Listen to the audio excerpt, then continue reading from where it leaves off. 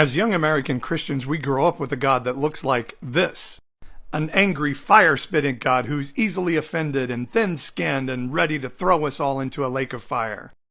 If it wasn't for Jesus saying, "No, Dad, don't kill Paul today," I'd have been fried long ago. But the Bible tells the story of a very different God. One who says, "I want to draw all men to this spirit of heaven, this kingdom of goodness." This God was developed by men so they could use shame and guilt and control to keep people coming back to the buildings and bringing their tithes. But throughout the Bible, we see the story of a spirit of heaven that has new mercies for everybody, every morning. This man-made God gives evangelicals and right-wing Christians the ability to say, "We're good and you're not. We love you as a sinner, but we hate you because you sin." The true spirit of heaven told Jonah, "You think you're right to want me to destroy 120,000 people not of your race and not of your religion?"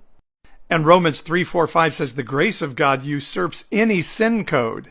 And the idea that Adam's sin affects us all, but God's redemption of humanity through Jesus is only for those who say a magic prayer and go to the right church on Sunday? That's absolutely preposterous. I started deconstructing my faith because I knew there was something wrong with the story of this God, a God that wouldn't allow me to love people, a God that wouldn't allow me to be happy and have an abundant life as Jesus said he came to bring. And I want to give others permission to seek out the true spirit of heaven as well, however they can interact with that spirit.